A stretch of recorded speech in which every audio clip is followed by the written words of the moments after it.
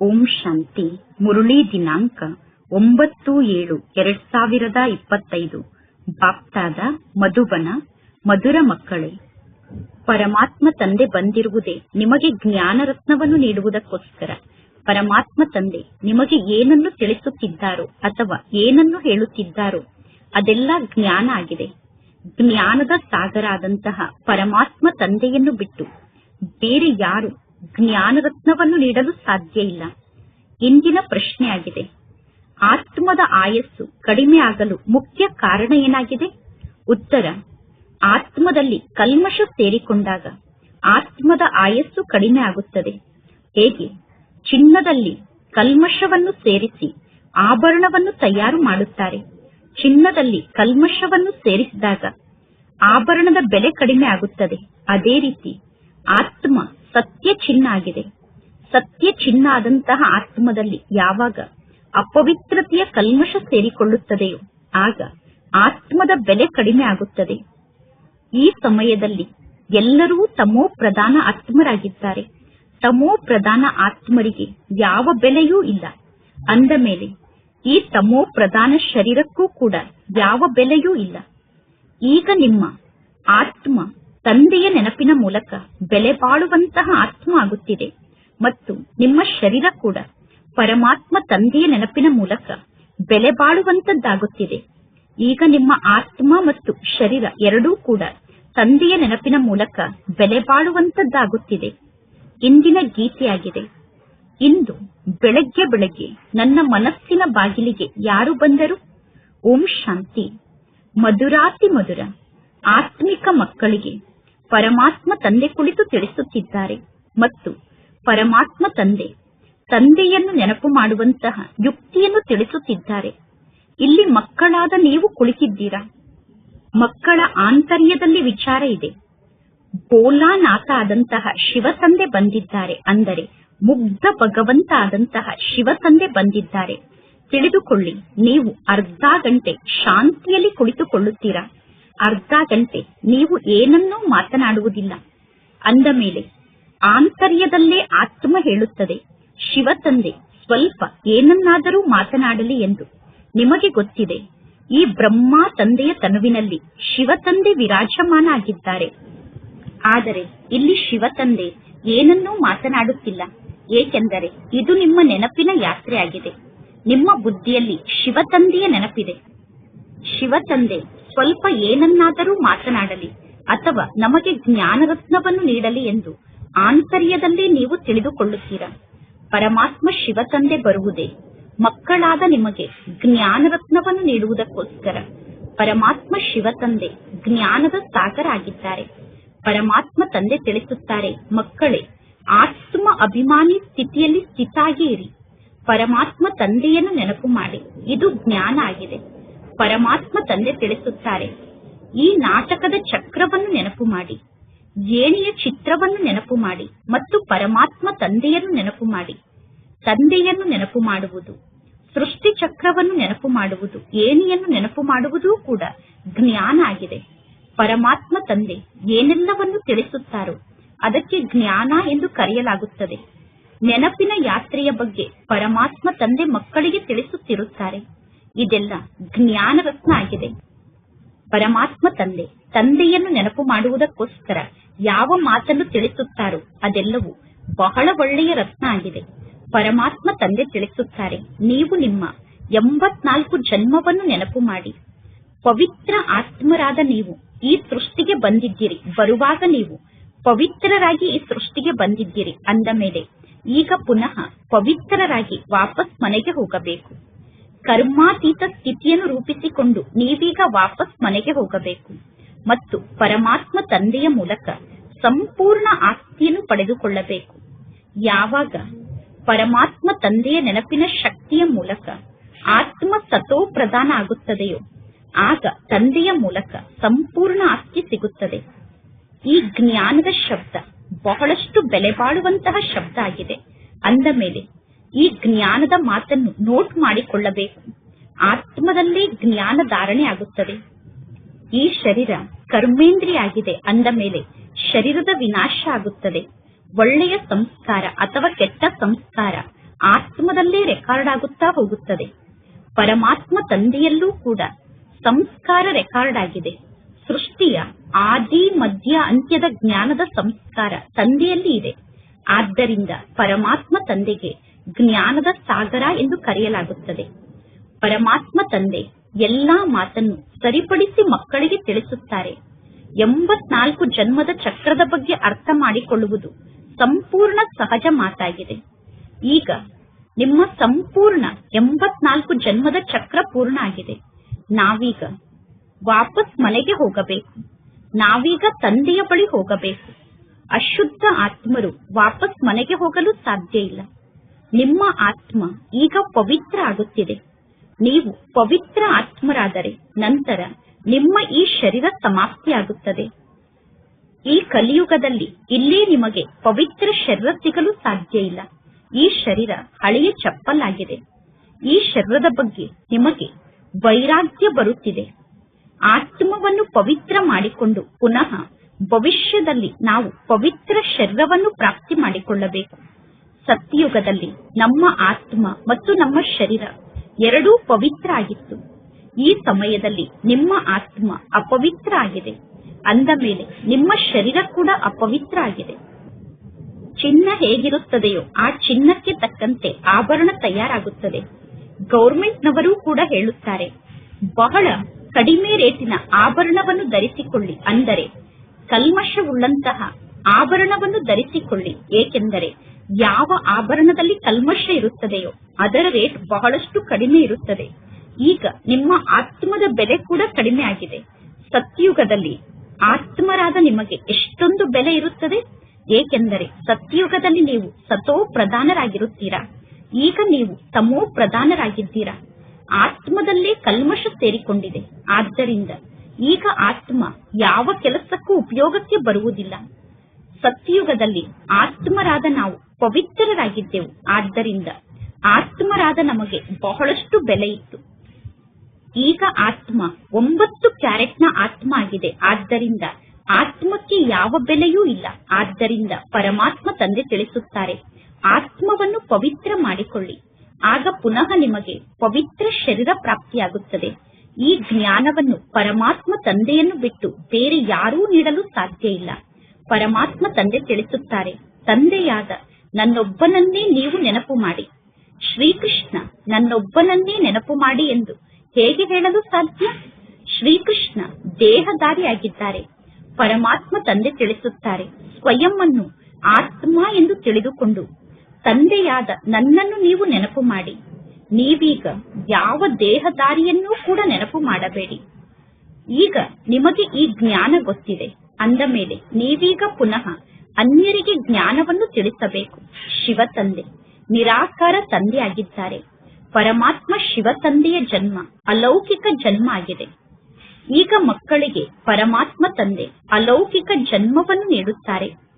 ಅಲೌಕಿಕ ತಂದೆಯ ಮಕ್ಕಳಾದ ನೀವೆಲ್ಲರೂ ಅಲೌಕಿಕ ಮಕ್ಕಳಾಗಿದ್ದೀರಾ. ಲೌಕಿಕ ತಂದೆ, ಪಾರಲೌಕಿಕ ತಂದೆ ಮತ್ತು ಅಲೌಕಿಕ ತಂದೆ ಎಂದು ಕರೆಯಲಾಗುತ್ತದೆ. ಲೌಕಿಕ, ಅಲೌಕಿಕ ಮತ್ತು ಪಾರಲೌಕಿಕ ಅನ್ನುವ ಶಬ್ದವನ್ನು ಹೇಳಲಾಗುತ್ತದೆ. ಈಗ ಮಕ್ಕಳಾದ ನೀವು ಅಲೌಕಿಕ ಜನ್ಮವನ್ನು ಪ್ರಾಪ್ತಿ ಮಾಡಿಕೊಂಡಿದ್ದೀರಾ. ಈಗ ಮಕ್ಕಳಿಗೆ ಅಲೌಕಿಕ ಜನ್ಮ ಸಿಗುತ್ತದೆ.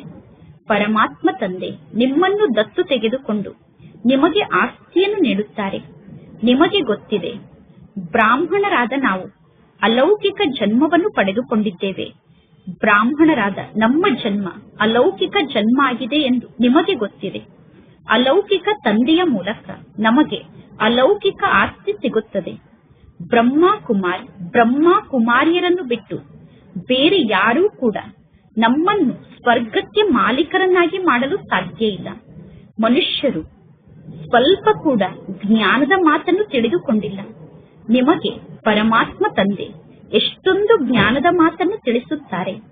ಈಗ ಆತ್ಮ ಏನು ಅಪವಿತ್ರ ಆಗಿದೆ. ಆ ಅಪವಿತ್ರ ಆತ್ಮ ತಂದೆಯನ್ನು ನೆನಪು ಮಾಡದೆ ಪವಿತ್ರ ಆಗಲು ಸಾಧ್ಯ ಇಲ್ಲ. ನೀವು ಪರಮಾತ್ಮ ತಂದೆಯನ್ನು ನೆನಪು ಮಾಡದೇ ಇದ್ದರೆ ಆತ್ಮದಲ್ಲಿ ಕಲ್ಮಶ ಹಾಗೆ ಉಳಿದುಕೊಳ್ಳುತ್ತದೆ. ಆತ್ಮ ಪವಿತ್ರ ಆಗಲು ಸಾಧ್ಯ ಇಲ್ಲ. ಆತ್ಮ ಪವಿತ್ರ ಆಗದೇ ಇದ್ದರೆ ಪುನಃ ಆತ್ಮ ಶಿಕ್ಷೆಯನ್ನು ಅನುಭವ ಮಾಡಬೇಕಾಗುತ್ತದೆ. ಇಡೀ ಜಗತ್ತಿನಲ್ಲಿರುವ ಎಲ್ಲಾ ಮನುಷ್ಯಾತ್ಮರು ಈಗ ಪವಿತ್ರರಾಗಿ ವಾಪಸ್ ಮನೆಗೆ ಹೋಗಬೇಕು. ಶರೀರ ಅಂತೂ ವಾಪಸ್ ಹೋಗಲು ಸಾಧ್ಯ ಇಲ್ಲ. ಪರಮಾತ್ಮ ತಂದೆ ತಿಳಿಸುತ್ತಾರೆ, ಸ್ವಯಂ ಅನ್ನು ಆತ್ಮ ಎಂದು ತಿಳಿದುಕೊಳ್ಳುವುದು ಎಷ್ಟು ಕಷ್ಟ ಎಂದು ಅನುಭವ ಆಗುತ್ತದೆ.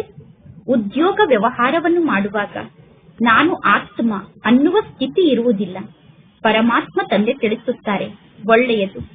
ಸ್ವಯಂ ಅನ್ನು ನೀವು ಆತ್ಮ ಎಂದು ತಿಳಿದುಕೊಳ್ಳಲು ನಿಮಗೆ ಸಾಧ್ಯ ಆಗದೇ ಇದ್ದರೂ ಕೂಡ ನೀವು ಪರಮಾತ್ಮ ತಂದೆಯನ್ನು ನೆನಪು ಮಾಡಿ. ಉದ್ಯೋಗ ಮುಂತಾದದ್ದನ್ನು ಮಾಡುತ್ತಿದ್ದರೂ ಕೂಡ ಆತ್ಮನಾದ ನಾನು ಈ ಶರೀರದ ಮೂಲಕ ಕಾರ್ಯವನ್ನು ಮಾಡುತ್ತಿದ್ದೇನೆ ಅನ್ನುವ ಸ್ಥಿತಿಯಲ್ಲಿ ಸ್ಥಿತಾಗಲು ಪರಿಶ್ರಮವನ್ನು ಪಡಿ. ಆತ್ಮನಾದ ನಾನು ಶಿವ ತಂದೆಯನ್ನು ನೆನಪು ಮಾಡುತ್ತೇನೆ. ಆತ್ಮ ಮೊದಲು ಪವಿತ್ರ ಆಗಿತ್ತು, ಈಗ ಪುನಃ ಆತ್ಮ ಪವಿತ್ರ ಆಗಬೇಕು. ಆತ್ಮವನ್ನು ಪವಿತ್ರ ಮಾಡಿಕೊಳ್ಳುವ ಮಾತಿನಲ್ಲೇ ಪರಿಶ್ರಮ ಇದೆ. ಆತ್ಮವನ್ನು ಪವಿತ್ರ ಆತ್ಮನನ್ನಾಗಿ ಮಾಡಿಕೊಳ್ಳುವುದೇ ಬಹಳ ದೊಡ್ಡ ಸಂಪಾದನೆ ಆಗಿದೆ. ಈ ಕಲಿಯುಗದಲ್ಲಿ ಎಷ್ಟು ದೊಡ್ಡ ಶ್ರೀಮಂತರಿದ್ದಾರೆ. ಅವರ ಬಳಿ ಕೋಟಿ ರೂಪಾಯಿ ಇದೆ, ಅರಬ್ನಷ್ಟು ರೂಪಾಯಿ ಇದೆ, ಆದರೆ ಅವರಿಗೆ ಸುಖ ಇಲ್ಲ. ಎಲ್ಲರ ತಲೆಯ ಮೇಲೂ ದುಃಖದ ಹೊರೆ ಇದೆ. ಎಲ್ಲರ ತಲೆಯ ಮೇಲೂ ದುಃಖ ಇದೆ. ದೊಡ್ಡ ದೊಡ್ಡ ರಾಜರು ಇದ್ದಾರೆ. ಇಂದು ರಾಜರಾಗಿರುತ್ತಾರೆ, ನಾಳೆ ಅವರನ್ನು ಯಾರಾದರೂ ಸಾಯಿಸಿ ಬಿಡುತ್ತಾರೆ. ಇಂದು ರಾಷ್ಟ್ರಪತಿಯಾಗಿರುತ್ತಾರೆ, ನಾಳೆ ಅವರನ್ನು ಜನ ಸಾಯಿಸಿ ಬಿಡುತ್ತಾರೆ. ವಿದೇಶದಲ್ಲಿ ಎಂತೆಂತಹ ಕಾರ್ಯ ನಡೆಯುತ್ತಿರುತ್ತದೆ. ಅಂದರೆ ವಿದೇಶದಲ್ಲಿ ಎಂತೆಂತಹ ಪಾಪವನ್ನು ಮಾಡುತ್ತಾರೆ. ಶ್ರೀಮಂತರಿಗೆ ಜೀವನವನ್ನು ನಡೆಸುವುದು ಬಹಳ ಕಷ್ಟ. ಶ್ರೀಮಂತರ ಜೀವನ ಬಹಳ ಕಷ್ಟ ಆಗಿದೆ. ರಾಜರ ಜೀವನ ಅಂತೂ ಇನ್ನೂ ಕಷ್ಟದ ಜೀವನ ಆಗಿದೆ. ಈ ಕಲಿಯುಗದಲ್ಲಿ ಮೊದಲು ಯಾರೆಲ್ಲ ರಾಜರಾಗಿದ್ದರು, ಈಗ ಅವರೇ ಪ್ರಜೆಗಳಾಗಿದ್ದಾರೆ. ರಾಜರ ಮೇಲೆ ಪುನಃ ಪ್ರಜೆಗಳ ರಾಜ್ಯ ನಡೆಯುತ್ತಿದೆ. ಈ ನಾಟಕ ಇದೇ ರೀತಿ ಫಿಕ್ಸ್ ಆಗಿದೆ. ಯಾವಾಗ ಅಂತ್ಯದಲ್ಲಿ ಇಂತಹ ಪರಿಸ್ಥಿತಿ ಜಗತ್ತಿಗೆ ಬರುತ್ತದೆಯೋ ಆಗ ಎಲ್ಲರೂ ಪರಸ್ಪರ ಬಹಳಷ್ಟು ಜಗಳವನ್ನು ಮಾಡುತ್ತಾರೆ, ಹೊಡೆದಾಡುತ್ತಾರೆ. ನಿಮಗೆ ಗೊತ್ತಿದೆ, ಕಲ್ಪದ ಮೊದಲೂ ಕೂಡ ಇದೇ ರೀತಿ ಆಗಿತ್ತು. ನೀವು ಗುಪ್ತ ವೇಷದಲ್ಲಿ ಮನಪೂರ್ವಕವಾಗಿ ಪ್ರೀತಿಯಿಂದ ನೀವು ಕಳೆದುಕೊಂಡಿರುವಂತಹ ರಾಜ್ಯವನ್ನು ಪುನಃ ಪ್ರೇಮಪೂರ್ವಕವಾಗಿ ಪಡೆದುಕೊಳ್ಳುತ್ತಿದ್ದೀರಾ. ಈಗ ನಿಮಗೆ ಪರಿಚಯ ಪ್ರಾಪ್ತಿಯಾಗಿದೆ. ನಾವೇ ಮಾಲೀಕರಾಗಿದ್ದೆವು, ನಾವೇ ಸೂರ್ಯವಂಶಿ ದೇವತೆಗಳಾಗಿದ್ದೆವು ಅನ್ನುವ ಪರಿಚಯ ಈಗ ನಿಮಗೆ ಗೊತ್ತಾಗಿದೆ. ಈಗ ಪುನಃ ಆ ರೀತಿ ದೇವತೆ ಆಗುವುದಕ್ಕೋಸ್ಕರ ನೀವು ಪುರುಷಾರ್ಥವನ್ನು ಮಾಡುತ್ತಿದ್ದೀರಾ. ಏಕೆಂದರೆ ಇಲ್ಲಿ ನೀವು ಸತ್ಯನಾರಾಯಣನ ಕಥೆಯನ್ನು ಕೇಳುತ್ತಿದ್ದೀರಾ. ಪರಮಾತ್ಮ ತಂದೆಯ ಮೂಲಕ ನಾವು ನರನಿಂದ ಹೇಗೆ ನಾರಾಯಣ ಆಗುವುದು ಅನ್ನುವ ಕಥೆಯನ್ನು ಕೇಳುತ್ತಿದ್ದೀರಾ. ಪರಮಾತ್ಮ ತಂದೆ ಬಂದು ರಾಜಯೋಗವನ್ನು ಕಲಿಸುತ್ತಾರೆ. ಭಕ್ತಿ ಮಾರ್ಗದಲ್ಲಿ ಬೇರೆ ಯಾರು ಈ ಯೋಗವನ್ನು ಕಲಿಸಲು ಸಾಧ್ಯ ಇಲ್ಲ. ಬೇರೆ ಯಾವ ಮನುಷ್ಯರಿಗೂ ಕೂಡ ನಾವು ತಂದೆ, ಶಿಕ್ಷಕ ಅಥವಾ ಗುರು ಎಂದು ಕರೆಯಲು ಸಾಧ್ಯ ಇಲ್ಲ. ಭಕ್ತಿಯಲ್ಲಿ ಎಷ್ಟೊಂದು ಹಳೆಯ ಕಥೆಯನ್ನು ಓದಿ ಹೇಳುತ್ತಾರೆ. ಇಲ್ಲಿ ಮಕ್ಕಳಾದ ನೀವು 21 ಜನ್ಮಕ್ಕೋಸ್ಕರ ವಿಶ್ರಾಂತಿಯನ್ನು ಪಡೆದುಕೊಳ್ಳುವುದಕ್ಕೋಸ್ಕರ ಅವಶ್ಯವಾಗಿ ಪಾವನರಾಗಬೇಕು. ಈಗ ಪಾವನರಾದರೆ 21 ಜನ್ಮಕ್ಕೋಸ್ಕರ ನಿಮಗೆ ವಿಶ್ರಾಂತಿ ಸಿಗುತ್ತದೆ. ಪರಮಾತ್ಮ ತಂದೆ ತಿಳಿಸುತ್ತಾರೆ, ಸ್ವಯಂ ಅನ್ನು ಆತ್ಮ ಎಂದು ತಿಳಿದುಕೊಳ್ಳಿ. ಅರ್ಧ ಕಲ್ಪದಿಂದ ನಾಟಕದ ಅನುಸಾರ ನೀವು ದೇಹಾಭಿಮಾನಕ್ಕೆ ವಶ ಆಗಿದ್ದೀರಿ. ಈಗ ನೀವು ಆತ್ಮ ಅಭಿಮಾನಿಗಳಾಗಬೇಕು. ನಾಟಕದ ಅನುಸಾರ ಈಗ ಈ ಹಳೆಯ ಜಗತ್ತು ಪರಿವರ್ತನೆಯಾಗಿ ಹೊಸ ಜಗತ್ತು ಸ್ಥಾಪನೆ ಆಗಬೇಕು. ಜಗತ್ತಂತೂ ಒಂದೇ ಆಗಿದೆ. ಈ ಹಳೆಯ ಜಗತ್ತು ಪುನಃ ಹೊಸ ಜಗತ್ತಾಗುತ್ತದೆ. ಹೊಸ ಜಗತ್ತಿನಲ್ಲಿ ಹೊಸ ಭಾರತ ದೇಶ ಇತ್ತು. ಅಂದ ಮೇಲೆ ಆ ಹೊಸ ಜಗತ್ತಿನಲ್ಲಿ ದೇವಿ ದೇವತೆಗಳು ನಿವಾಸವನ್ನು ಮಾಡುತ್ತಿದ್ದರು. ಸತ್ಯುಗದ ರಾಜಧಾನಿಯ ಬಗ್ಗೆ ನಿಮಗೆ ಗೊತ್ತಿದೆ. ಯಮುನಾ ನದಿಯ ದಡದಲ್ಲಿ ಶ್ರೀಕೃಷ್ಣ ರಾಜ್ಯವನ್ನು ಆಳುತ್ತಿದ್ದರು. ಆ ರಾಜ್ಯಕ್ಕೆ ಸ್ವರ್ಗ ಎಂದು ಕರೆಯಲಾಗುತ್ತದೆ. ಸತ್ಯುಗದಲ್ಲಿ ಸ್ವಾಭಾವಿಕ ಸೌಂದರ್ಯ ಇರುತ್ತದೆ. ಆತ್ಮ ಪವಿತ್ರ ಆಗಿಬಿಡುತ್ತದೆ. ಆತ್ಮ ಪವಿತ್ರ ಆದಾಗ ಆತ್ಮಕ್ಕೆ ಪವಿತ್ರ ಶರೀರ ಪ್ರಾಪ್ತಿಯಾಗುತ್ತದೆ. ಪರಮಾತ್ಮ ತಂದೆ ತಿಳಿಸುತ್ತಾರೆ, ನಾನು ಬಂದು ನಿಮ್ಮನ್ನು ಸುಂದರರನ್ನಾಗಿ ಮಾಡುತ್ತೇನೆ. ಅಂದರೆ ನಾನೀಗ ನಿಮ್ಮನ್ನು ಸುಂದರ ದೇವಿ ದೇವತೆಯನ್ನಾಗಿ ಮಾಡುತ್ತೇನೆ. ಅಂದ ಮೇಲೆ ಮಕ್ಕಳಾದ ನೀವು ಸ್ವಯಂ ಅನ್ನು ಚೆಕ್ ಮಾಡಿಕೊಳ್ಳಿ. ನನ್ನಲ್ಲಿ ಯಾವುದೇ ಪ್ರಕಾರದ ಅವಗುಣ ಇಲ್ಲ ತಾನೆ ಎಂದು ಸ್ವಯಂ ಅನ್ನು ಚೆಕ್ ಮಾಡಿಕೊಳ್ಳಿ. ನಾನು ಪರಮಾತ್ಮ ತಂದೆಯ ನೆನಪಿನಲ್ಲಿ ಸ್ಥಿತ ಆಗಿದ್ದೇನಾ ಎಂದು ಸ್ವಯಂ ಅನ್ನು ಚೆಕ್ ಮಾಡಿಕೊಳ್ಳಿ. ಜ್ಞಾನದ ಶಿಕ್ಷಣವನ್ನು ನೀವೀಗ ಕಲಿಯಬೇಕು. ಇದು ಬಹಳ ದೊಡ್ಡ ಶಿಕ್ಷಣ ಆಗಿದೆ. ಇದೊಂದೇ ಜ್ಞಾನದ ಶಿಕ್ಷಣ ಆಗಿದೆ. ಆ ಲೌಕಿಕ ಶಿಕ್ಷಣದಲ್ಲಿ ಎಷ್ಟೊಂದು ಪುಸ್ತಕವನ್ನು ಓದುತ್ತೀರಾ. ಇದು ಜ್ಞಾನದ ಶಿಕ್ಷಣ ಆಗಿದೆ. ಸರ್ವಶ್ರೇಷ್ಠ ಪರಮಾತ್ಮ ತಂದೆ ಈ ಜ್ಞಾನದ ಶಿಕ್ಷಣವನ್ನು ಕಲಿಸುತ್ತಾರೆ. ಇಲ್ಲಿ ಶಿಕ್ಷಣವನ್ನು ಕಲಿಸುತ್ತಿರುವಂತವರು ಸರ್ವಶ್ರೇಷ್ಠ ಪರಮಾತ್ಮ ತಂದೆ ಆಗಿದ್ದಾರೆ. ಅಂದ ಮೇಲೆ ಈ ಶಿಕ್ಷಣ ಕೂಡ ಸರ್ವಶ್ರೇಷ್ಠ ಶಿಕ್ಷಣ ಆಗಿದೆ ಎಂದು ಈ ರೀತಿ ತಿಳಿದುಕೊಳ್ಳಬೇಡಿ. ಪರಮಾತ್ಮ ಶಿವ ತಂದೆ ಈ ಕಲಿಯುಗಿ ಜಗತ್ತಿಗೆ ಮಾಲೀಕ ಆಗಿದ್ದಾರೆ ಎಂದು ತಿಳಿದುಕೊಳ್ಳಬೇಡಿ. ಪರಮಾತ್ಮ ತಂದೆ ಈ ಜಗತ್ತಿಗೆ ಮಾಲೀಕ ಆಗುವುದಿಲ್ಲ. ನೀವು ವಿಶ್ವಕ್ಕೆ ಮಾಲೀಕರಾಗುತ್ತೀರಾ. ಪರಮಾತ್ಮ ತಂದೆ ಎಷ್ಟೊಂದು ಹೊಸ ಹೊಸ ಜ್ಞಾನದ ಮಾತನ್ನು ನಿಮಗೆ ತಿಳಿಸುತ್ತಿರುತ್ತಾರೆ. ಮನುಷ್ಯರು ತಿಳಿದುಕೊಂಡಿದ್ದಾರೆ ಪರಮಾತ್ಮ ತಂದೆ ಸೃಷ್ಟಿಗೆ ಮಾಲೀಕ ಆಗಿದ್ದಾರೆ ಎಂದು. ಪರಮಾತ್ಮ ತಂದೆ ತಿಳಿಸುತ್ತಾರೆ, ಮಧುರಾತಿ ಮಧುರ ಮಕ್ಕಳೇ, ನಾನು ಈ ಸೃಷ್ಟಿಗೆ ಮಾಲೀಕ ಆಗುವುದಿಲ್ಲ, ನೀವು ಈ ಸೃಷ್ಟಿಗೆ ಮಾಲೀಕರಾಗುತ್ತೀರಾ ಮತ್ತು ಪುನಃ ನೀವೇ ರಾಜ್ಯವನ್ನು ಕಳೆದುಕೊಳ್ಳುತ್ತೀರಾ. ಪುನಃ ಪರಮಾತ್ಮ ತಂದೆ ಬಂದು ನಮ್ಮನ್ನು ವಿಶ್ವಕ್ಕೆ ಮಾಲೀಕರನ್ನಾಗಿ ಮಾಡುತ್ತಾರೆ. ವಿಶ್ವ ಎಂದು ಇದೇ ಜಗತ್ತಿಗೆ ಕರೆಯಲಾಗುತ್ತದೆ. ಇಲ್ಲಿ ಮೂಲವತನ ಅಥವಾ ಸೂಕ್ಷ್ಮ ವತನದ ಮಾತು, ಅಂದರೆ ಮೂಲವತನಕ್ಕೆ ಅಥವಾ ಸೂಕ್ಷ್ಮ ವತನಕ್ಕೆ ವಿಶ್ವ ಎಂದು ಕರೆಯುವುದಿಲ್ಲ. ಮೂಲವತನದಿಂದ ನೀವು ಈ ಸಾಕಾರ ಜಗತ್ತಿಗೆ ಬಂದು 84 ಜನ್ಮವನ್ನು ಪಡೆದುಕೊಂಡು ಈ ನಾಟಕ ಚಕ್ರದಲ್ಲಿ ಪಾತ್ರವನ್ನು ಅಭಿನಯ ಮಾಡುತ್ತೀರಾ. ಪುನಃ ಪರಮಾತ್ಮ ತಂದೆ ಕೂಡ ಈ ಸೃಷ್ಟಿಗೆ ಬರಬೇಕಾಗುತ್ತದೆ. ಈಗ ಪರಮಾತ್ಮ ತಂದೆ ಪುನಃ ನಿಮ್ಮ ಮೂಲಕ ಪುರುಷಾರ್ಥವನ್ನು ಮಾಡಿಸುತ್ತಾರೆ. ಪದವಿಯನ್ನು ಪಡೆದುಕೊಳ್ಳುವುದಕ್ಕೋಸ್ಕರ ನೀವು ಪುರುಷಾರ್ಥವನ್ನು ಮಾಡಬೇಕು. ಯಾವ ಪದವಿಯನ್ನು ನೀವು ಕಳೆದುಕೊಂಡಿದ್ದೀರೋ ಅದೇ ಪದವಿಯನ್ನು ಪುನಃ ಪಡೆದುಕೊಳ್ಳಬೇಕು. ಇದು ಸೋಲು ಮತ್ತು ಗೆಲುವಿನ ಆಟ ಆಗಿದೆ. ಈ ರಾವಣ ರಾಜ್ಯ ಸಮಾಪ್ತಿಯಾಗಲೇಬೇಕು. ಪರಮಾತ್ಮ ತಂದೆ ಎಷ್ಟು ಸಹಜ ರೂಪದಲ್ಲಿ ಜ್ಞಾನವನ್ನು ತಿಳಿಸುತ್ತಾರೆ. ಪರಮಾತ್ಮ ತಂದೆ ಸ್ವಯಂ ಕುಳಿತು ಮಕ್ಕಳಿಗೆ ಶಿಕ್ಷಣವನ್ನು ಕಲಿಸುತ್ತಿದ್ದಾರೆ. ಲೌಕಿಕ ಜಗತ್ತಿನಲ್ಲಿ ಮನುಷ್ಯರು ಮನುಷ್ಯರಿಗೆ ಶಿಕ್ಷಣವನ್ನು ಕಲಿಸುತ್ತಾರೆ. ಇಲ್ಲಿ ನೀವು ಕೂಡ ಮನುಷ್ಯರಾಗಿದ್ದೀರಾ. ಆದರೆ ಪರಮಾತ್ಮ ತಂದೆ ಆತ್ಮರಾದ ನಿಮಗೆ ಇಲ್ಲಿ ಕುಳಿತು ಶಿಕ್ಷಣವನ್ನು ಕಲಿಸುತ್ತಿದ್ದಾರೆ. ಶಿಕ್ಷಣದ ಸಂಸ್ಕಾರ ಆತ್ಮದಲ್ಲೇ ಇರುತ್ತದೆ. ನೀವೀಗ ಬಹಳಷ್ಟು ಜ್ಞಾನ ಸ್ವರೂಪ ಆತ್ಮರಾಗಿದ್ದೀರಾ. ನೀವೀಗ ಬಹಳಷ್ಟು ಜ್ಞಾನಿಗಳಾಗಿದ್ದೀರಾ. ಇನ್ನು ಜಗತ್ತಿನಲ್ಲಿರುವ ಎಲ್ಲಾ ವ್ಯಕ್ತಿಗಳ ಬಳಿ ಭಕ್ತಿಯ ಜ್ಞಾನ ಇದೆ. ಸಂಪಾದನೆಯನ್ನು ಮಾಡಿಕೊಳ್ಳುವುದಕ್ಕೋಸ್ಕರ ಜ್ಞಾನ ಪ್ರಾಪ್ತಿಯಾಗುತ್ತದೆ. ಶಾಸ್ತ್ರದ ಜ್ಞಾನ ಜನರ ಬಳಿ ಇದೆ. ಇದು ಆತ್ಮಿಕ ಜ್ಞಾನ ಆಗಿದೆ. ಇಲ್ಲಿ ಆತ್ಮರಾದ ನಿಮಗೆ ಆತ್ಮಿಕ ತಂದೆ ಕುಳಿತು ಜ್ಞಾನವನ್ನು ತಿಳಿಸುತ್ತಿದ್ದಾರೆ. 5000 ವರ್ಷದ ಮೊದಲೂ ಕೂಡ ನೀವೇ ಜ್ಞಾನವನ್ನು ಕೇಳಿದ್ದೀರಿ. ಇಡೀ ಜಗತ್ತಿನಲ್ಲಿ ಯಾವ ಮನುಷ್ಯರೂ ಕೂಡ ಯಾರಿಗೂ ಎಂದೂ ಇಂತಹ ಶಿಕ್ಷಣವನ್ನು ಕಲಿಸಲು ಸಾಧ್ಯ ಇಲ್ಲ. ಏಕೆಂದರೆ ಈಶ್ವರ ತಂದೆ ಹೇಗೆ ಶಿಕ್ಷಣವನ್ನು ಕಲಿಸುತ್ತಿದ್ದಾರೆ ಅನ್ನುವುದು ಜಗತ್ತಿನಲ್ಲಿ ಯಾರಿಗೂ ಗೊತ್ತಿಲ್ಲ. ಈಗ ಮಕ್ಕಳಿಗೆ ಗೊತ್ತಿದೆ. ಈ ಶಿಕ್ಷಣದ ಮೂಲಕ ಈಗ ರಾಜಧಾನಿ ಸ್ಥಾಪನೆ ಆಗುತ್ತಿದೆ. ಯಾರು ಚೆನ್ನಾಗಿ ಶಿಕ್ಷಣವನ್ನು ಕಲಿಯುತ್ತಾರೋ ಮತ್ತು ತಂದೆಯ ಶ್ರೀಮತದಂತೆ ನಡೆಯುತ್ತಾರೋ ಅವರು ಶ್ರೇಷ್ಠರಾಗುತ್ತಾರೆ. ಮತ್ತು ಯಾರು ಹೊರಗಡೆ ಜಗತ್ತಿಗೆ ಹೋಗಿ ಪರಮಾತ್ಮ ತಂದೆಗೆ ನಿಂದನೆಯನ್ನು ಮಾಡಿಸುತ್ತಾರೋ, ತಂದೆಯ ಕೈಯನ್ನು ಬಿಡುತ್ತಾರೋ, ಅವರು ಪ್ರಜೆಗಳಲ್ಲೂ ಕೂಡ ಬಹಳ ಕಡಿಮೆ ಪದವಿಯನ್ನು ಪಡೆದುಕೊಳ್ಳುತ್ತಾರೆ. ಒಬ್ಬ ಪರಮಾತ್ಮ ತಂದೆ ಇಲ್ಲಿ ನಮಗೆ ಜ್ಞಾನದ ಶಿಕ್ಷಣವನ್ನು ಕಲಿಸುತ್ತಿದ್ದಾರೆ. ಈಗಲೂ ಕೂಡ ಪದವಿಯನ್ನು ಪಡೆದುಕೊಳ್ಳಲು ಶಿಕ್ಷಣವನ್ನು ಕಲಿಯುವುದಕ್ಕೋಸ್ಕರ ನಿಮಗೆ ಮಾರ್ಜಿನ್ ಇದೆ, ಅಂದರೆ ಅವಕಾಶ ಇದೆ. ದೈವಿ ರಾಜ್ಯ ಇತ್ತು. ಒಬ್ಬ ಪರಮಾತ್ಮ ತಂದೆ ಈ ಸೃಷ್ಟಿಗೆ ಈಗ ಬಂದು ಆ ದೈವಿ ರಾಜ್ಯವನ್ನು ಸ್ಥಾಪನೆ ಮಾಡುತ್ತಿದ್ದಾರೆ. ಇನ್ನು ಉಳಿದಿದ್ದೆಲ್ಲ ವಿನಾಶ ಆಗಲೇಬೇಕು. ಪರಮಾತ್ಮ ತಂದೆ ತಿಳಿಸುತ್ತಾರೆ, ಮಕ್ಕಳೇ ಈಗ ಬೇಗ ತಯಾರಿಯನ್ನು ಮಾಡಿಕೊಳ್ಳಿ. ತಪ್ಪನ್ನು ಮಾಡಿ ನಿಮ್ಮ ಸಮಯವನ್ನು ವ್ಯರ್ಥವಾಗಿ ಕಳೆಯಬೇಡಿ. ನೀವು ತಂದೆಯನ್ನು ನೆನಪು ಮಾಡದೇ ಇದ್ದರೆ ನಿಮ್ಮ ಬೆಲೆ ಬಾಳುವಂತಹ ಸಮಯ ವ್ಯರ್ಥ ಆಗುತ್ತದೆ. ಬೆಲೆ ಬಾಳುವಂತಹ ಸಮಯವನ್ನು ವ್ಯರ್ಥ ಮಾಡಿಕೊಳ್ಳಬೇಡಿ. ಶರೀರ ನಿರ್ವಹಣೆಗೋಸ್ಕರ ಬಲೆ, ಉದ್ಯೋಗ, ವ್ಯವಹಾರ ಮುಂತಾದದ್ದನ್ನು ಮಾಡಿ. ಕೈಯ ಮೂಲಕ ನೀವು ಕೆಲಸವನ್ನು ಮಾಡಿ. ಕೈಯಿಂದ ಕೆಲಸವನ್ನು ಮಾಡುತ್ತಿದ್ದರೂ ಕೂಡ ಮನಸ್ಸಿನ ಮೂಲಕ ಪರಮಾತ್ಮ ತಂದೆಯನ್ನು ನೆನಪು ಮಾಡಿ. ಪರಮಾತ್ಮ ತಂದೆ ತಿಳಿಸುತ್ತಾರೆ, ತಂದೆಯಾದ ನನ್ನನ್ನು ನೀವು ನೆನಪು ಮಾಡಿ, ಆಗ ನಿಮಗೆ ರಾಜ್ಯಭಾಗ್ಯ ಸಿಗುತ್ತದೆ.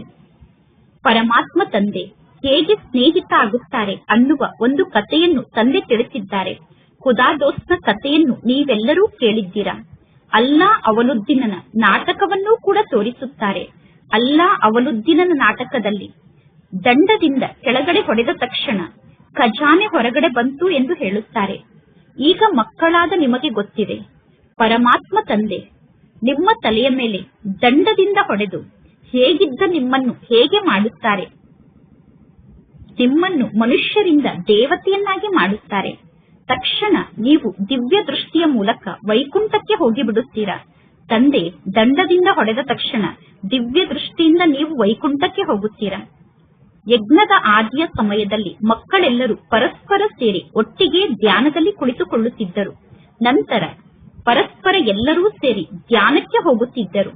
ಆಗ ಜಗತ್ತಿನ ಜನ ಈ ರೀತಿ ಎಲ್ಲರೂ ಧ್ಯಾನಕ್ಕೆ ಹೋಗುವುದನ್ನು ನೋಡಿ ಇಲ್ಲಿ ಜಾದು ಮಾಡುತ್ತಿದ್ದಾರೆ ಎಂದು ಹೇಳಿದರು. ಆದ್ದರಿಂದ ಪರಮಾತ್ಮ ತಂದೆ ಧ್ಯಾನಕ್ಕೆ ಹೋಗಿ ಸಾಕ್ಷಾತ್ಕಾರವನ್ನು ಮಾಡಿಕೊಳ್ಳುವುದನ್ನು ನಿಲ್ಲಿಸಿಬಿಟ್ಟರು. ಇದೆಲ್ಲ ಈ ಸಮಯದ ಮಾತಾಗಿದೆ. ಆತ್ಮತಾಯಿ ಅನ್ನುವ ರಾಕ್ಷಸಿಯ ಕಥೆಯನ್ನೂ ಕೂಡ ಹೇಳಲಾಗುತ್ತದೆ. ಮುಖದಲ್ಲಿ ನಾಣ್ಯವನ್ನು ಹಾಕಿಕೊಂಡರೆ ಮಾಯೆ ಆಗಿ ಬಿಡುತ್ತಿತ್ತು. ನಾಣ್ಯವನ್ನು ತೆಗೆದ ತಕ್ಷಣ ಮಾಯೆ ಬರುತ್ತಿತ್ತು ಎಂದು ಹೇಳುತ್ತಾರೆ. ಈ ಜ್ಞಾನದ ರಹಸ್ಯವನ್ನು ಪರಮಾತ್ಮ ತಂದೆಯನ್ನು ಬಿಟ್ಟು ಬೇರೆ ಯಾರೂ ತಿಳಿಸಲು ಸಾಧ್ಯ ಇಲ್ಲ. ಪರಮಾತ್ಮ ತಂದೆ ತಿಳಿಸುತ್ತಾರೆ, ಮಕ್ಕಳೇ, ನಿಮ್ಮ ಬಾಯಲ್ಲಿ ಸದಾ ನಾಣ್ಯವನ್ನು ಹಾಕಿಕೊಳ್ಳಿ. ನೀವು ಶಾಂತಿಯ ಸಾಗರರಾಗಿದ್ದೀರಾ. ಆತ್ಮ ತನ್ನ ಸ್ವಧರ್ಮ ಆದಂತಹ ಶಾಂತಿಯಲ್ಲೇ ಸ್ಥಿತಾಗಿ ಇರುತ್ತದೆ. ಸತ್ಯುಗದ ಬಗ್ಗೆ ನಿಮಗೆ ಗೊತ್ತಿದೆ. ಸತ್ಯುಗದಲ್ಲಿ ನಾನು ಆತ್ಮ ಅನ್ನುವುದು ದೇವತೆಗಳಿಗೆ ಗೊತ್ತಿರುತ್ತದೆ. ಇನ್ನು ಪರಮಾತ್ಮ ತಂದೆಯ ಬಗ್ಗೆ ದೇವತೆಗಳಿಗೆ ಗೊತ್ತಿರುವುದಿಲ್ಲ. ಎಂದಾದರೂ ಯಾರಾದರೂ ನಿಮ್ಮನ್ನು ಕೇಳಿದರೆ ನೀವು ಅವರಿಗೆ ತಿಳಿಸಬೇಕು, ಸತ್ಯುಗದಲ್ಲಿ ಎಂದೂ ಕೂಡ ವಿಕಾರದ ಹೆಸರು ಚಿಹ್ನೆ ಕೂಡ ಇರುವುದಿಲ್ಲ. ಏಕೆಂದರೆ ಸತ್ಯುಗ ನಿರ್ವಿಕಾರಿ ಜಗತ್ತಾಗಿದೆ. ಸತ್ಯುಗದಲ್ಲಿ ಪಂಚ ವಿಕಾರ ಇರುವುದಿಲ್ಲ, ದೇಹಾಭಿಮಾನ ಇರುವುದಿಲ್ಲ. ಈ ಮಾಯೆಯ ರಾಜ್ಯದಲ್ಲಿ ಎಲ್ಲರೂ ದೇಹಾಭಿಮಾನಕ್ಕೆ ವಶ ಆಗುತ್ತಾರೆ. ಸತ್ಯುಗದಲ್ಲಿ ಎಲ್ಲರೂ ಮೋಹಾಜೀತರಾಗಿರುತ್ತಾರೆ. ಈ ಹಳೆಯ ಜಗತ್ತಿನಿಂದ ನೀವೀಗ ನಷ್ಟಮೋಹಿಗಳಾಗಬೇಕು. ಇದಕ್ಕೆ ವೈರಾಗ್ಯ ಎಂದು ಕರೆಯಲಾಗುತ್ತದೆ.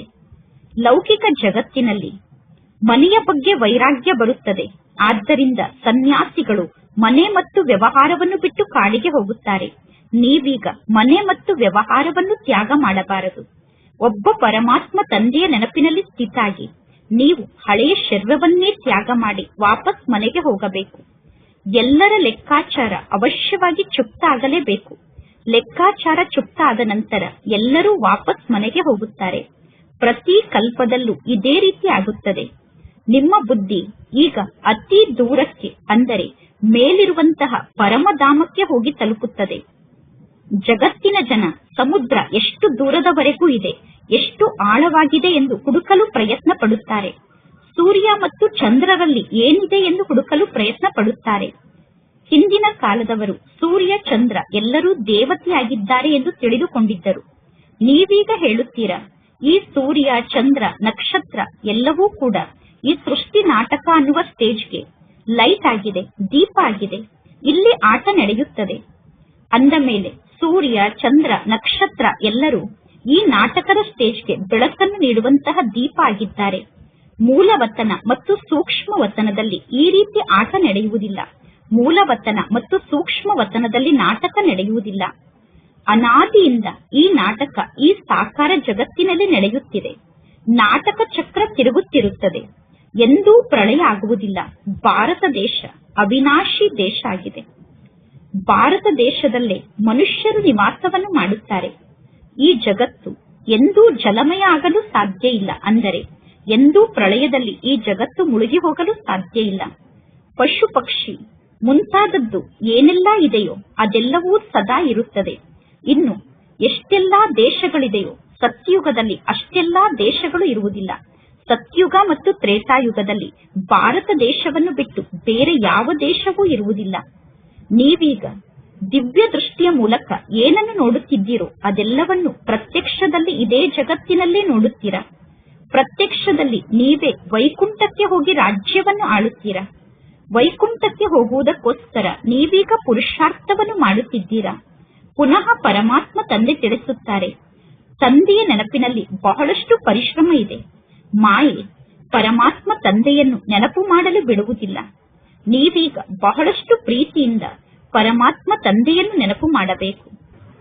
ಅಜ್ಞಾನ ಕಾಲದಲ್ಲೂ ಕೂಡ ಪ್ರೀತಿಯಿಂದ ಪರಮಾತ್ಮ ತಂದೆಗೆ ಮಹಿಮೆಯನ್ನು ಮಾಡುತ್ತಾರೆ. ಇಂಥವರು ಈ ರೀತಿ ಇದ್ದರು, ಇಂತಹ ಪದವಿಯಲ್ಲಿ ಇದ್ದರು.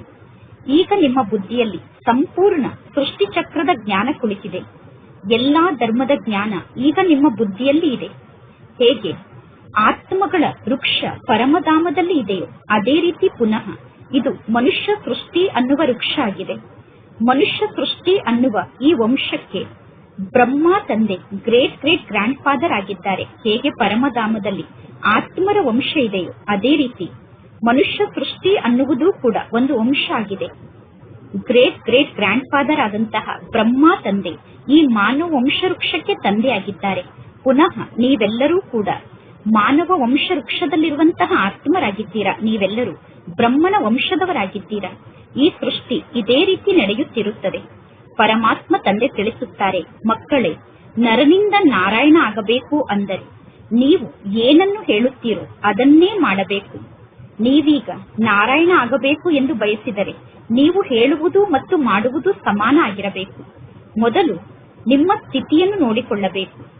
ನಾನು ಪರಮಾತ್ಮ ತಂದೆಯ ಮೂಲಕ ಸಂಪೂರ್ಣ ಆಸ್ತಿಯನ್ನು ತೆಗೆದುಕೊಳ್ಳುತ್ತೇನೆ. ತಂದೆಯ ಮೂಲಕ ಸಂಪೂರ್ಣ ಆಸ್ತಿಯನ್ನು ಪಡೆದುಕೊಳ್ಳಬೇಕು ಅಂದರೆ ನಮ್ಮ ನಡತೆ ಕೂಡ ಅದೇ ರೀತಿ ಇರಬೇಕು. ಇದೊಂದೇ ಇಂತಹ ಶಿಕ್ಷಣ ಆಗಿದೆ. ಇದು ನರನಿಂದ ನಾರಾಯಣ ಆಗುವಂತಹ ಶಿಕ್ಷಣ ಆಗಿದೆ. ಈ ಶಿಕ್ಷಣವನ್ನು ಪರಮಾತ್ಮ ತಂದೆ ನಿಮಗೆ ಕಲಿಸುತ್ತಿದ್ದಾರೆ. ನೀವೀಗ ರಾಜರಿಗೆ ರಾಜರಾಗುತ್ತೀರಾ. ಸತ್ಯಯುಗದಲ್ಲಿ ಬೇರೆ ಯಾವ ದೇಶವೂ ಇರುವುದಿಲ್ಲ. ನೀವೇ ಪವಿತ್ರ ರಾಜರಾಗುತ್ತೀರಾ. ನಂತರ ಪುನಃ ಬೆಳಕಿನ ಕಿರೀಟ ಇಲ್ಲದೆ ಇರುವಂತಹ ಅಪವಿತ್ರ ರಾಜರು ಪವಿತ್ರ ರಾಜರ ಮಂದಿರವನ್ನು ನಿರ್ಮಾಣ ಮಾಡಿ ಪವಿತ್ರ ರಾಜರ ಪೂಜೆಯನ್ನು ಮಾಡುತ್ತಾರೆ. ನೀವೀಗ ಶಿಕ್ಷಣವನ್ನು ಕಲಿಯುತ್ತಿದ್ದೀರಾ. ವಿದ್ಯಾರ್ಥಿಗಳು ಟೀಚರ್ ಅನ್ನು ಎಂದಾದರೂ ಮರೆಯುತ್ತಾರೇನು? ಮಕ್ಕಳಾದ ನೀವು ಹೇಳುತ್ತೀರಾ, ಬಾಬಾ, ಮಾಯೆ ನಿಮ್ಮ ನೆನಪನ್ನು ಮರೆಸಿ ಬಿಡುತ್ತದೆ ಎಂದು. ನೀವು ಮಾಯೆಯ ಮೇಲೆ ದೋಷವನ್ನು ಹೊರಿಸುತ್ತೀರಾ. ಅರೆ, ನೀವು ಪರಮಾತ್ಮ ತಂದೆಯನ್ನು ನೆನಪು ಮಾಡಬೇಕು. ಮುಖ್ಯವಾಗಿ ಇಲ್ಲಿ ಟೀಚರ್ ಒಬ್ಬರೇ ಆಗಿದ್ದಾರೆ. ಇನ್ನು ಉಳಿದವರೆಲ್ಲ ಸಹ ಶಿಕ್ಷಕರಾಗಿದ್ದಾರೆ. ಪರಮಾತ್ಮ ತಂದೆಯನ್ನು ನೀವು ಮರೆತು ಬಿಡುತ್ತೀರಾ ಎಂದು ನೀವು ಹೇಳುತ್ತೀರಾ. ತಂದೆಯನ್ನು ಮರೆತರೆ ಒಳ್ಳೆಯದು, ಟೀಚರ್ ಅನ್ನು ನೆನಪು ಮಾಡಿ. ಇಲ್ಲಿ ತಂದೆ ನಿಮಗೆ 3 ಅವಕಾಶವನ್ನು ಕೊಟ್ಟಿದ್ದಾರೆ. ತಂದೆಯನ್ನು ನೆನಪು ಮಾಡಿ, ಅಥವಾ ಟೀಚರ್ ಅನ್ನು ನೆನಪು ಮಾಡಿ, ಅಥವಾ ಗುರುವನ್ನು ನೆನಪು ಮಾಡಿ ಎಂದು. ಒಬ್ಬರನ್ನು ಮರೆತರೆ ನೀವು ಇನ್ನೊಬ್ಬರನ್ನು ನೆನಪು ಮಾಡಿ ಎಂದು ತಂದೆ ತಿಳಿಸುತ್ತಾರೆ. ಒಳ್ಳೆಯದು. ಮಧುರಾತಿ ಮಧುರ ಅಗಲಿ ಹೋಗಿ ಮರಳಿ ಸಿಕ್ಕಿರುವ ಮಕ್ಕಳ ಪ್ರತಿ ಮಾತ್ಪಿತಾ ಬಾಪ್ತಾದರವರ ನೆನಪು, ಪ್ರೀತಿ ಹಾಗೂ ಸುಪ್ರಭಾತ. ಆತ್ಮಿಕ ಮಕ್ಕಳಿಗೆ ಆತ್ಮಿಕ ತಂದೆಯ ನಮಸ್ತೆ. ಆತ್ಮಿಕ ತಂದೆಗೆ ಆತ್ಮಿಕ ಮಕ್ಕಳ ನೆನಪು, ಪ್ರೀತಿ ಹಾಗೂ ನಮಸ್ತೆ ನಮಸ್ತೆ ನಮಸ್ತೆ. ಧಾರಣೆಗೋಸ್ಕರ ಮುಖ್ಯ ಸಾರ. ಫಸ್ಟ್ ಪಾಯಿಂಟ್, ಪರಮಾತ್ಮ ತಂದೆಯ ಮೂಲಕ ಸಂಪೂರ್ಣ ಆಸ್ತಿಯನ್ನು ಪಡೆದುಕೊಳ್ಳುವುದಕ್ಕೋಸ್ಕರ ಏನನ್ನು ನೀವು ಹೇಳುತ್ತೀರೋ ಅದನ್ನೇ ನೀವು ಮಾಡಬೇಕು. ನೀವೀಗ ದೇವತೆ ಆಗುವಂತಹ ಪುರುಷಾರ್ಥವನ್ನು ಮಾಡಬೇಕು. ನೀವೀಗ ಏನನ್ನು ಹೇಳುತ್ತಿದ್ದೀರೋ ಅದೇ ರೀತಿ ಮಾಡಿ ತೋರಿಸುವಂತಹ ಪುರುಷಾರ್ಥವನ್ನು ಮಾಡಬೇಕು. ಮೋಹಾಜೀತರಾಗಬೇಕು. ಸೆಕೆಂಡ್ ಪಾಯಿಂಟ್, ನಾವು ಶಾಂತಿಯ ಸಾಗರನಿಗೆ ಮಕ್ಕಳಾಗಿದ್ದೇವೆ ಅಂದ ಮೇಲೆ ನಾವು ಶಾಂತವಾಗಿ ಇರಬೇಕು ಅನ್ನುವ ಮಾತು ಸದಾ ನೆನಪಿನಲ್ಲಿ ಇರಬೇಕು. ನೀವು ಸದಾ ಬಾಯಲ್ಲಿ ನಾಣ್ಯವನ್ನು ಹಾಕಿಕೊಳ್ಳಬೇಕು. ತಪ್ಪನ್ನು ಮಾಡಿ ನಿಮ್ಮ ಸಮಯವನ್ನು ವ್ಯರ್ಥವಾಗಿ ಕಳೆಯಬಾರದು. ಇಂದಿನ ವರದಾನ ಆಗಿದೆ. ಸಂಘಟನೆ ಅನ್ನುವ ಕೋಟೆಯನ್ನು ಶಕ್ತಿಶಾಲಿಯನ್ನಾಗಿ ಮಾಡುವಂತಹ ಸರ್ವರ ಸ್ನೇಹಿಗಳು ಸಂತುಷ್ಟ ಆತ್ಮರು ಆಗಿ. ಸಂಘಟನೆಯ ಶಕ್ತಿ ವಿಶೇಷ ಶಕ್ತಿಯಾಗಿದೆ. ಏಕಮತ ಸಂಘಟನೆಯ ಕೋಟೆಯನ್ನು ಯಾರೂ ಅಲುಗಾಡಿಸಲು ಸಾಧ್ಯ ಇಲ್ಲ. ಎಲ್ಲಿ ಏಕಮತದ ಸಂಘಟನೆ ಇರುತ್ತದೆಯೋ ಆ ಕೋಟೆಯನ್ನು ಯಾರೂ ಅಲುಗಾಡಿಸಲು ಸಾಧ್ಯ ಇಲ್ಲ. ಆದರೆ ಅದಕ್ಕೆ ಆಧಾರ ಆಗಿದೆ ಒಬ್ಬರು ಇನ್ನೊಬ್ಬರಿಗೆ ಸ್ನೇಹಿಗಳಾಗಿ ಸರ್ವರಿಗೂ ಗೌರವವನ್ನು ಕೊಡುವುದು ಮತ್ತು ಸ್ವಯಂ ಸಂತುಷ್ಟರಾಗಿದ್ದು ಸರ್ವರನ್ನೂ ಸಂತುಷ್ಟಪಡಿಸುವುದು. ನಿಮ್ಮ ಮೂಲಕ ಯಾರೂ ತೊಂದರೆಯ ಅನುಭವವನ್ನು ಮಾಡಬಾರದು ಮತ್ತು ನಿಮಗೆ ಯಾರೂ ತೊಂದರೆಯನ್ನು ಕೊಡಬಾರದು. ಯಾರಿಗೂ ನೀವು ತೊಂದರೆಯನ್ನು ಕೊಡಬೇಡಿ. ಅನ್ಯರ ಮೂಲಕ ತೊಂದರೆಯ ಅನುಭವವನ್ನು ಮಾಡಬೇಡಿ. ಒಬ್ಬರು ಇನ್ನೊಬ್ಬರ ಬಗ್ಗೆ ಸದಾ ಶುಭ ಭಾವನೆ, ಶುಭ ಕಾಮನೆಯನ್ನು ಇಟ್ಟುಕೊಂಡು ಸಹಯೋಗವನ್ನು ನೀಡುತ್ತಾ ಇರಿ. ಎಲ್ಲರೂ ಒಬ್ಬರು ಇನ್ನೊಬ್ಬರ ಬಗ್ಗೆ ಶುಭ ಭಾವನೆ, ಶುಭ ಕಾಮನೆಯನ್ನು ಇಟ್ಟುಕೊಂಡು ಸಹಯೋಗವನ್ನು ನೀಡಿ. ಆಗ ನಿಮ್ಮ ಸಂಘಟನೆಯ ಕೋಟೆ ಶಕ್ತಿಶಾಲಿ ಆಗುತ್ತದೆ. ಸಂಘಟನೆಯ ಶಕ್ತಿ ವಿಜಯಕ್ಕೆ ವಿಶೇಷ ಆಧಾರ ಸ್ವರೂಪ ಆಗಿದೆ. ಇಂದಿನ ಸ್ಲೋಗನ್ ಆಗಿದೆ, ಯಾವಾಗ ಪ್ರತಿ ಕರ್ಮದಲ್ಲೂ ಯಥಾರ್ಥ ಮತ್ತು ಯೋಗಯುಕ್ತ ಸ್ಥಿತಿ ಇರುತ್ತದೆಯೋ ಆಗ ನಿಮಗೆ ಪವಿತ್ರ ಆತ್ಮರು ಎಂದು ಕರೆಯಲಾಗುತ್ತದೆ. ನಿಮ್ಮ ಪ್ರತಿಯೊಂದು ಕರ್ಮ ಯಥಾರ್ಥ ಆಗಿರಬೇಕು ಮತ್ತು ಯೋಗಯುಕ್ತ ಆಗಿರಬೇಕು. ಆಗ ನಿಮಗೆ ಪವಿತ್ರ ಆತ್ಮರು ಎಂದು ಕರೆಯಲಾಗುತ್ತದೆ. ಇಂದಿನ ಅವ್ಯಕ್ತ ಸೂಚನೆಯಾಗಿದೆ, ಸಂಕಲ್ಪದ ಶಕ್ತಿಯನ್ನು ಜಮಾ ಮಾಡಿಕೊಂಡು ಶ್ರೇಷ್ಠ ಸೇವೆಗೋಸ್ಕರ ನಿಮಿತ್ತರಾಗಿ. ಪ್ರತಿಯೊಬ್ಬ ಮಕ್ಕಳು ಸ್ವಯಂಗೋಸ್ಕರ ಅಥವಾ ಸೇವೆಗೋಸ್ಕರ ಉಮಂಗುತ್ಸಾಹದಿಂದ ಬಹಳ ಒಳ್ಳೆಯ ಸಂಕಲ್ಪವನ್ನು ಮಾಡುತ್ತೀರಾ. ಈಗ ಈ ರೀತಿ ಮಾಡುತ್ತೇನೆ, ಈ ರೀತಿ ಮಾಡುತ್ತೇನೆ, ಅವಶ್ಯವಾಗಿ ಈ ರೀತಿ ಮಾಡಿ ತೋರಿಸುತ್ತೇನೆ, ನಾನು ಅವಶ್ಯವಾಗಿ ಮಾಡುತ್ತೇನೆ ಎಂದು ಶ್ರೇಷ್ಠ ಸಂಕಲ್ಪದ ಬೀಜವನ್ನು ಬಿತ್ತುತ್ತೀರಾ. ಆ ಸಂಕಲ್ಪ ಅನ್ನುವ ಬೀಜವನ್ನು ಪ್ರತ್ಯಕ್ಷದಲ್ಲಿ ತರುವುದಕ್ಕೋಸ್ಕರ ಆ ಸಂಕಲ್ಪಕ್ಕೆ ಪಾಲನೆಯನ್ನು ನೀಡುತ್ತೀರಾ. ಸಂಕಲ್ಪಕ್ಕೆ ಪಾಲನೆಯನ್ನು ನೀಡಿದಾಗ ಆ ಬೀಜ ಅವಶ್ಯವಾಗಿ ಫಲಸ್ವರೂಪ ಆಗುತ್ತದೆ. ಯಾವಾಗ ನೀವು ಸಂಕಲ್ಪಕ್ಕೆ ಪಾಲನೆಯನ್ನು ನೀಡುತ್ತೀರೋ ಆಗ ಆ ಬೀಜಕ್ಕೆ ಫಲಪ್ರಾಪ್ತಿಯಾಗುತ್ತದೆ. ಅಂದರೆ ಆ ಬೀಜದ ಮೂಲಕ ಫಲಪ್ರಾಪ್ತಿಯಾಗುತ್ತದೆ. ಒಳ್ಳೆಯದು. ಓಂ ಶಾಂತಿ.